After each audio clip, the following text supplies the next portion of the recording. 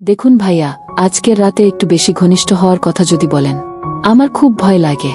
Drawer থেকে ছোট্ট একটা প্যাকেট বের করে টেবিলে রাখতে যেতেই নববধূ দৃষ্টির এমন কথা শুনে অভি একটু হেসে ফেল। কেমন বাচ্চাদের মতো কথা বলে মেয়েটা।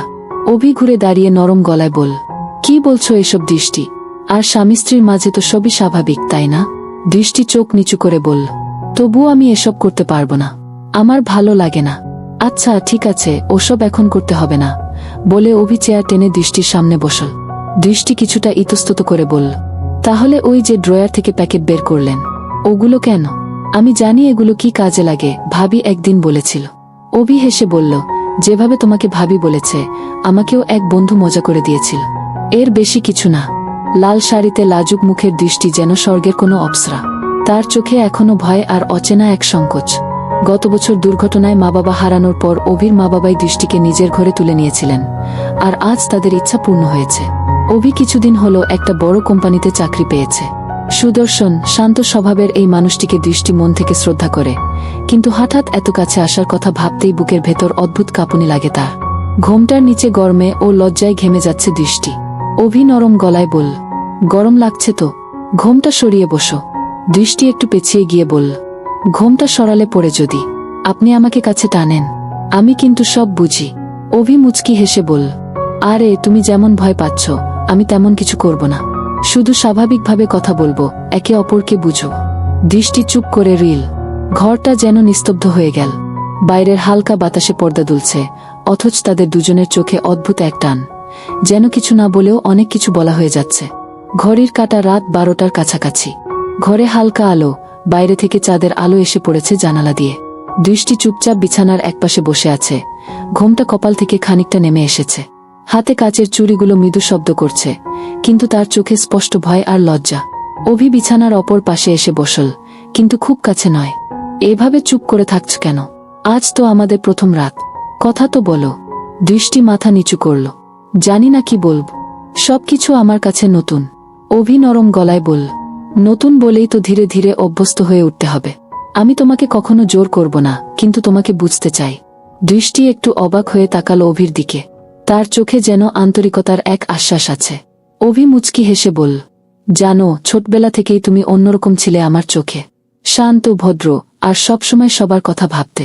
তোমাকে যখন প্রথম দেখি লাল রঙের ওড়নায়, মনে হয়েছিল যদি তুমি একদিন আমার জীবনের অংশ হও, তবে সেটা হবে আমার জন্য সবচেয়ে বড় পাওয়া। দৃষ্টির গাল হালকা লাল হয়ে উঠল। এত কথা আগে বলেননি কেন?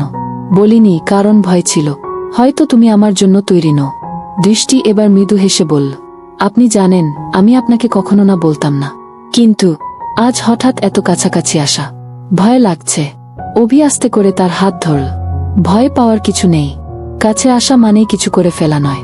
কাছে আসা মানে তোমার চোখের দিকে তাকিয়ে তোমার ভেতরের কথা পড়া, তোমার হাতের উষ্ণতা অনুভব করা। দৃষ্টি অবাক হয়ে দেখল, অভির হাত একদম উষ্ণ, কিন্তু শক্ত করে ধরা নয়, শুধু এক আশ্বাসের মতো। বাইরে হালকা বাতাসে পর্দা দুলছে, আর ঘরের ভেতর নীরবতার মাঝেও এক ধরনের রোমাঞ্চ ছড়িয়ে পড়েছে। দৃষ্টি ধীরে ধীরে স্বস্তি অনুভব করছে। দৃষ্টি, আজ আমরা শুধু কথা বলবো। চাইলে তোমার ছোটবেলার গল্প শোনাও, কিংবা আমার প্রথম চাকরির দিনের গল্প শোনো। দৃষ্টি একটু হেসে বলল, আপনি নিশ্চিত কিছুই করবেন না? অভি মজা করে বলল, কিছু করব না বলিনি, বলেছি তোমার অনুমতি ছাড়া কিছু করব না। দৃষ্টি লাজুকভাবে মুখ ফিরিয়ে নিল, কিন্তু ঠোঁটের কোণে হাসি ফুটে উঠল। ঘরের ভেতর যেন এক মিষ্টি খেলা শুরু হয়ে গেল। চোখের চাওয়া, হাসির আড়ালে লুকানো সংকেত, আর এক অদ্ভুত টান, যা তাদের ধীরে ধীরে একে অপরের দিকে নিয়ে যাচ্ছে। বাইরে মাঝরাতের নীরবতা। দূরে কোথাও কুকুরের ডাক শোনা যাচ্ছে, আর মাঝে মাঝে রাস্তার বাতির নিচে পতঙ্গ উড়ছে। ঘরের ভেতর দৃষ্টি ও অভি এখনো পাশাপাশি বসে আছে, কিন্তু এখন তাদের মধ্যে দূরত্ব আগের চেয়ে কম। অভি আস্তে করে বলল, দৃষ্টি, তোমার চোখের দিকে তাকালে মনে হয় তুমি হাজার কথা লুকিয়ে রেখেছ। দৃষ্টি লাজুকভাবে বলল, সব কথা মুখে বলা যায় না, কিছু কথা চোখেই বলা ভালো। অভি মুচকি হাসল, তাহলে আজ শুধু চোখ দিয়ে কথা বলি। দৃষ্টি এক মুহূর্তের জন্য অভির চোখের দিকে তাকাল, তারপর তাড়াতাড়ি মুখ ফিরিয়ে নিল। না, থাক, তাতে আপনি আবার কিছু ভেবে বসবেন। কিছু ভাবলে কি দোষ হবে? অভির গলায় মজার সুর, কিন্তু চোখে ছিল গভীর আন্তরিকতা। দৃষ্টি এবার হালকা হেসে ফেল, দোষ না হলেও আমি এখনো প্রস্তুত নেই। অভি ধীরে ধীরে তার কাছে এগিয়ে এল, কিন্তু কোনো তাড়াহুড়ো নেই। প্রস্তুত না হলে আমরা অপেক্ষা করব, তবে তোমার ভয়টা দূর করতে পারি যদি তুমি অনুমতি দাও। দৃষ্টি অবাক হয়ে তাকাল। ভয় দূর করবেন কিভাবে? অভি নরম গলায় বলল, তোমার হাতটা ধরব, ঠিক আগের মতো, আর কিছু না।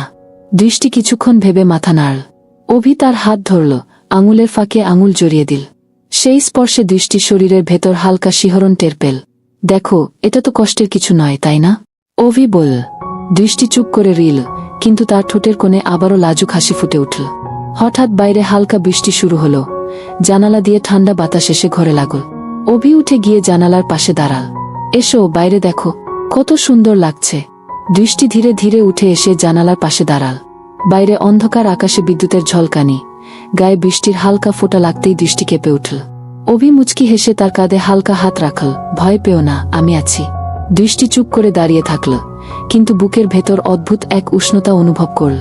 এই মুহূর্তে যেন ভয় আর লজ্জা মিলেমিশে এক নতুন অনুভূতি জন্ম দিচ্ছে, যা তাদের ধীরে ধীরে একে অপরের খুব কাছে টেনে আনছে। বৃষ্টি তখন আরও জোরে পড়ছে। জানালার কাছে ফোঁটা জমে যাচ্ছে। মাঝে মাঝে বিদ্যুতের আলোয় বাইরে ঝাপসা শহর দেখা যায়। দৃষ্টি জানালার ফাঁক দিয়ে বৃষ্টির গন্ধ টেনে নিচ্ছে, কিন্তু বুকের ভেতর ধুকপুকানি এখন বৃষ্টির শব্দের চেয়েও জোরে শোনা যাচ্ছে। অভি একটু পাশ ঘেঁষে দাঁড়াল। তার গায়ের উষ্ণতা দৃষ্টির কাঁধে এসে লাগতেই দৃষ্টি থমকে গেল। ঠান্ডা লাগছে? অভির কণ্ঠে ছিল মোলায়েম সুর। না, মানে, দৃষ্টি কথাটা শেষ করতে পারল না। অভি ধীরে ধীরে তার ওড়নার একপাশ কাঁধে টেনে দিল, যেন ঠান্ডা বাতাস থেকে আড়াল করে দিচ্ছে। দৃষ্টি অবাক হয়ে তাকাল। চোখে কোনো দুষ্টুমি নেই, শুধু এক ধরনের কোমল যত্ন। দৃষ্টি, অভি আসতে বলল, তোমাকে ভয় পাইয়ে দিতে চাই না, কিন্তু তোমার এই লাজুকতা, জানো, এটা আমার কাছে সবচেয়ে সুন্দর জিনিস। দৃষ্টি চোখ নামিয়ে নিল। তার আঙুলগুলো কাচের ধারে হালকা নকশা কাটছে, কিন্তু মনটা যেন কোথাও হারিয়ে গেছে। হঠাৎ বাইরে বজ্রপাত হলো। দৃষ্টি হালকা চমকে অভির দিকে আরো সরে এল। অভি সেই সুযোগে তার দুই হাত নিজের হাতে নিল। দেখো, আমি বলেছিলাম না, ভয় পেও না, আমি আছি। দৃষ্টি এবার চোখ তুল। তাদের চোখ দুটো এক মুহূর্তের জন্য আটকে গেল। বাইরে বৃষ্টি, ভেতরে সেই নীরবতার মাঝে শ্বাসের শব্দ স্পষ্ট শোনা যাচ্ছে। অভি মৃদু হেসে বলল, যদি বলি এই মুহূর্তটা যেন থেমে যায়, শুধু আমরা দুজন থাকি, বাকি সব হারিয়ে যাক, তুমি কি রাজি হবে? দৃষ্টি কিছু বলল না, শুধু চোখে এক অদ্ভুত সম্মতি ফুটে উঠল। বৃষ্টি তখন আরো জোরে নামছে, কিন্তু ঘরের ভেতর যেন সময় ধীরে ধীরে গা হয়ে আসছে, যেখানে ভয় আর লজ্জা মিলেমিশে জন্ম দিচ্ছে এক মিষ্টি, গভীর রোমাঞ্চের দিকে। বৃষ্টির শব্দ যেন আরো ঘন হয়ে এসেছে। জানালার কাছে জলের ফোঁটা টুপটাপ গড়িয়ে পড়ছে। মাঝে মাঝে বজ্রপাতের আলো এসে ঘরের ভেতরকে এক মুহূর্তের জন্য আলোকিত করে দিচ্ছে। দৃষ্টি এখন অভির খুব কাছেই দাঁড়িয়ে। আগে যে ভয়টা ছিল, তা যেন একটু একটু করে মিলিয়ে যাচ্ছে। তার জায়গা নিচ্ছে এক অচেনা টান, যা তাকে না চাইলেও অভির দিকে টেনে নিচ্ছে। অভি নরম গলায় বলল, আজ তোমাকে দেখে মনে হচ্ছে তুমি ভয় পেয়ে থাকলেও আমার উপর বিশ্বাস রাখতে শুরু করেছ। দৃষ্টি চোখ নামিয়ে ফিসফিস করে বলল, বিশ্বাস তো আছে, শুধু মনে হয় সবকিছু খুব হঠাৎ হয়ে যাচ্ছে। অভি ধীরে ধীরে তার হাত ধরল। এবার আর দৃষ্টি হাত সরাল না। জানালার বাইরে বৃষ্টি, ভেতরে তাদের শ্বাসের শব্দ মিশে যাচ্ছে। দৃষ্টি, আমি তোমার হাত ছাড়ব না, যতক্ষণ না তুমি নিজে ছাড়তে বলো। অভির কণ্ঠে ছিল দ্বিধা, কিন্তু তাতে ছিল একরাশ কোমলতা। দৃষ্টি মাথা তুলল, অভির চোখে চোখ রাখল। এই দৃষ্টিতে কোনো ভয় নেই, বরং যেন কৌতূহল মিশে আছে। অভি মৃদু হাসল। জানো, তোমার চোখে এই ভেজা আলো আমার কাছে সবচেয়ে সুন্দর দৃশ্য। দৃষ্টি কিছু বলতে যাচ্ছিল, কিন্তু ঠিক তখনই বিদ্যুতের শব্দে চমকে উঠে একটু সরে এসে অভির বুকে ঠেকল। অভি থামাল না, শুধু আস্তে করে তার ওড়নার প্রান্ত ঠিক করে দিল, যেন ঠান্ডা না লাগে। বৃষ্টি তখন জানালায় আছড়ে পড়ছে, কিন্তু ঘরের ভেতরে নীরবতা আরো গভীর হয়ে উঠছে। অভি ধীরে ধীরে বলল, দৃষ্টি, যদি বলি আজ আমরা কিছু কথা জমা রাখব না, সব খুলে বলবো, তুমি কি রাজি? দৃষ্টি হালকা মাথা নাড়ল। রাজি, কিন্তু আগে আপনি বলুন। অভি নরম গলায় নিজের অনুভূতির কথা বলতে লাগল। কিভাবে ছোটবেলা থেকে দৃষ্টিকে ভিন্নভাবে দেখেছে, কিভাবে তাকে হারানোর ভয় সবসময় মনে ছিল। দৃষ্টি একদম চুপ করে শুনছিল, যেন প্রতিটা শব্দ নিজের ভেতরে টেনে নিচ্ছে। একসময় অভি থামল, তার হাত থেকে আলতো করে দৃষ্টির আঙুলগুলো জড়িয়ে ধরল। এবার তোমার পালা। দৃষ্টি ধীরে বলল, আমি ভয় পাই, কিন্তু আপনার কাছে থাকলে সেই ভয় কমে যায়। আমি জানি না এটা ভালো নাকি খারাপ, তবে আজ মনে হচ্ছে যদি সারা জীবন এমনই থাকে, আমি খুশি থাকব। অভি তার চোখের দিকে গভীরভাবে তাকাল। এই চোখের ভেতরে যে কথা, তা কোনো শব্দে বোঝানো যায় না। বৃষ্টি তখনও পড়ছে, কিন্তু তাদের ভেতরে যেন অন্য এক স্রোত বইছে, যা লজ্জা, ভয় আর মিষ্টি রোমাঞ্চে ভরা। বৃষ্টি তখন একটু থেমেছে, কিন্তু জানালার কাছে এখনো ফোঁটা গড়িয়ে পড়ছে। ঘরের বাতাসে এক অদ্ভুত ভারী নীরবতা। হঠাৎ দৃষ্টি যেন কেঁপে উঠল। অভি অবাক হয়ে তাকাল। কি হয়েছে? দৃষ্টি কিছু বলল না, শুধু একদম সাদা হয়ে যাওয়া মুখে তাকিয়ে রিল দরজার দিকে। দৃষ্টি, বলো তো কি হয়েছে? না, কিছু না, দৃষ্টি গলা শুকিয়ে যাওয়া স্বরে বলল, কিন্তু চোখে ভয় পরিষ্কার। অভি কাছে এগিয়ে আসতেই হঠাৎ দৃষ্টি জোরে চিৎকার করে উঠল। কেউ আছেন? প্লিজ। চিৎকার এত হঠাৎ ছিল যে অভিও কিছুক্ষণ হতভম্ব হয়ে গেল। তারপর সে দরজার দিকে তাকাল। কেউ নেই। বাইরে বারান্দা ফাঁকা, কেবল দূরে ছাদের কার্নিশ থেকে জল পড়ছে টুপটাপ শব্দে। তুমি চিৎকার করছো কেন? বাইরে কেউ নেই তো। অভির গলায় বিস্ময় আর আতঙ্ক মিশে আছে। দৃষ্টি হাঁপাচ্ছে, চোখে পানি এসে গেছে। আমি মনে করেছিলাম কেউ যেন জানালার পাশে দাঁড়িয়েছিল। অভি তাড়াতাড়ি জানালার কাছে গেল। বাইরে অন্ধকার, কেবল গলির বাতির নিচে ঝাপসা বৃষ্টির ধারা। এখানে কেউ নেই দৃষ্টি। হয়তো তোমার ভুল লাগছে। দৃষ্টি মাথা নাড়ল। না, আমি স্পষ্ট দেখেছি, কালো ছায়ার মতো, আর সেই ছায়া আমার দিকে তাকিয়েছিল। অভি চুপ করে গেল। তার নিজেরও মনে এক অদ্ভুত অস্বস্তি জন্ম নিল, কিন্তু দৃষ্টিকে ভয় না দেখিয়ে সে হাত বাড়িয়ে বলল, এসো বসো, আমি আছি, তুমি ভয় পেও না। দৃষ্টি ধীরে ধীরে অভির কাছে এসে বসে পড়ল, কিন্তু তার বুকের ধুকপুকানি যেন থামছেই না। বাইরে আবার হালকা বাতাস উঠেছে, পর্দা দুলছে। দৃষ্টি কেঁপে উঠল। অভি এবার হাত বাড়িয়ে তার হাত শক্ত করে ধরল।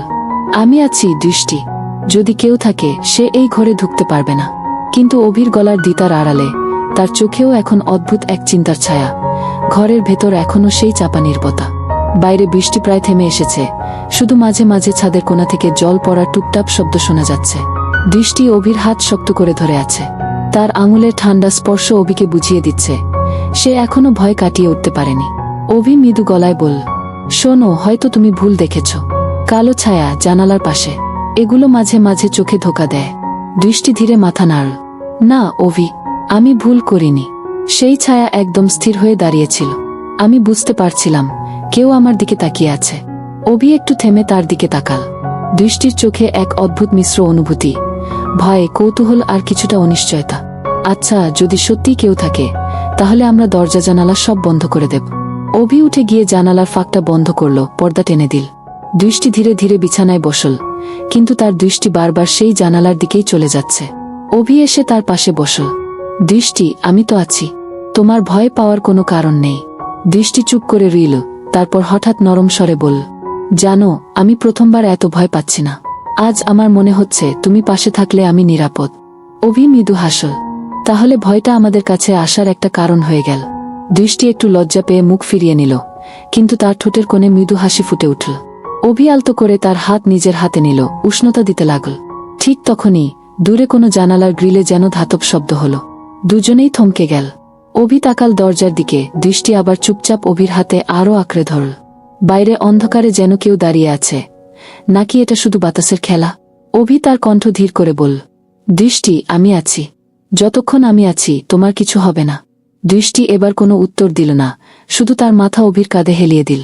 ঘরের ভেতর ভয় আর এক মিষ্টি রোমাঞ্চের অদ্ভুত মিশ্র অনুভূতি ছড়িয়ে পড়ল। ঘরটা বেশ সেদিনের মতো অন্ধকার, জানালা বন্ধ, আর জানালার বাইরে ঝড় বৃষ্টি থেমে গেছে। কিন্তু দৃষ্টির হৃদয়ের ভিতর এক অদ্ভুত উত্তেজনা কাজ করছে, যা সে আগে কখনো অনুভব করেনি। হঠাৎ অভি কানে এক অদ্ভুত শব্দ শুনল। দূর থেকে যেন কোনো ফিসফিসানির মতো শব্দ আসে। সে দৃষ্টির হাত ধরে উঠে দরজার কাছে গেল। দুজনে একসাথে দরজা খুলে বাইরে তাকালো, কিন্তু কিছুই দেখা গেল না, শুধু রাতে গা অন্ধকার আর কেবল বাতাসের মৃদু শব্দ। দৃষ্টি ধীরে বলল, হয়তো সবই আমার কল্পনা ছিল, হয়তো আমি একা ভয় পেয়েছিলাম। অভি একদিকে হাসল, একদিকে বলল, কল্পনা বা বাস্তবতা যাই হোক, আজ রাতে তোমার পাশে থাকতে পেরে ভালো লাগলো। দৃষ্টি তখন একটুখানি হাসল, সেই লজ্জা ও শিহরণ মিশানো হাসি, যা অভির হৃদয়ে ছুঁয়ে গেল। বিছানায় ফিরে এসে অভি বলল, জীবনে যত রহস্যই থাকুক, আমরা একসাথে থাকলে সব পারব। দৃষ্টি চোখ বন্ধ করে বলল, আমি জানি, আর আজ থেকে আমি আর ভয় পাব না। ঘরের ভিতরে তখন এমন এক শান্তি নেমে এল, যা দুজনের মধ্যে নতুন এক বন্ধনের সূচনা করল।